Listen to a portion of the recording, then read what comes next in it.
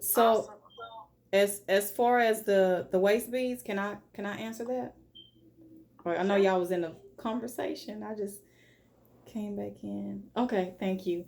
Okay, yeah, as far as the waist beads, another thing, ancient is something we've been doing it. You can see it in the hieroglyphs, ancient Egypt. Um, the thing that's around the waist. The reason why I got into it, like I said, I wanted to sell something because I felt like the clients just wasn't coming fast enough, and I actually started to order them from Ghana. And my spiritual mother told me to make them, and I was like, "Oh, I get them. I get them from Ghana, so it's okay." But when I started to make them, that's actually like my favorite thing to do, like in the whole wide world. Like I used to make candles. That is like too much work for me now. I Waist beads is a lot too, but I love it.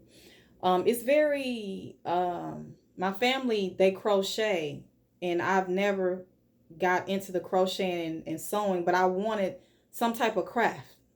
I wanted to do something, so that's something that I also make them and get some from Africa.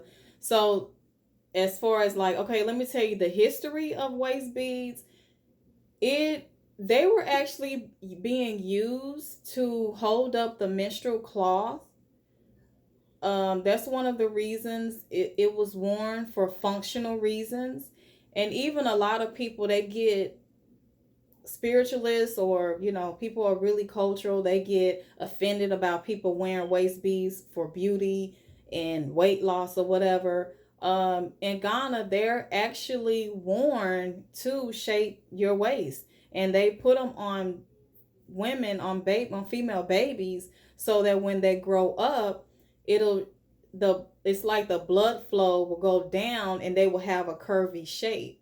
So it's not, I mean, it's nothing vain. It's nothing wrong with being mindful of, your shape. Everybody wants to have a nice shape, but as you can see, like some other people are shaped, you can just see a lot of women from the continent, even though they may be curvy, a lot of, sometimes they do have a smaller waist. So that's one of the reasons to so that the little girl will grow up with the small waist. Also, it can be used as a way to tell when you're gaining and losing weight. I mean, even on a child, because everybody is not having a scale in their house. So it's so many different reasons, because Africa is a whole continent and there's a lot of different traditions.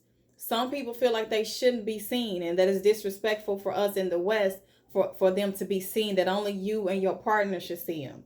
And then in some cultures or tribes, they say that when a woman wears them, that means that she's available, that she's ready to date, so she's of age. It could be worn, it could be placed on a woman to represent chastity, virginity, or that she started her cycle or initiation um, process. Also, is considered to be African lingerie. For it's something that could be worn, for the men. They love them. They love them. They think it's like, lingerie. Who doesn't like that? So in that way, also, spiritualists, they use them for different things too. Yes, and each waist bead could symbolize something different and could indicate preparation for marriage. Yes. So we definitely enough all sizes. You can wear them. Actually, you can't be too slim because they'll fall right off. So people feel like you're too big to wear them. No, you're not too big, and it's not anything that has to do with, some type of spell or anything like that. Because I'll have women be like, is this going to do anything to me? I feel like, it's like wearing earrings. Why do you wear earrings? You want to adorn yourself, you want to look good. It also helps with building your self-esteem. Also, dealing with the crystals, if you believe in the power of crystals, that brings that healing component to it. And also, women can wear certain ones for fertility, and a lot of women be like, is this going to make me get pregnant? No, sex, is that has, well, in most cases, has to happen. So it's not gonna make you get pregnant, but it can be used as a tool. People wear necklaces and different symbols to represent certain things. So that's the thing about from energy balance perspective, the stones can play a role in supporting health. Yes, exactly. Definitely. So every woman should be wearing them. You can make your own. I have classes on how to do that also. So yeah, you can make your own. You can order some from me, and I just encourage women to, and even from the business standpoint, I feel like it's a indigenous, it's a black thing. It really is. You know, other people are getting into it, but that's one thing that other people haven't taken over. Remember when shea butter came out? It was hard to get, and now you can see that shea butter at Walmart.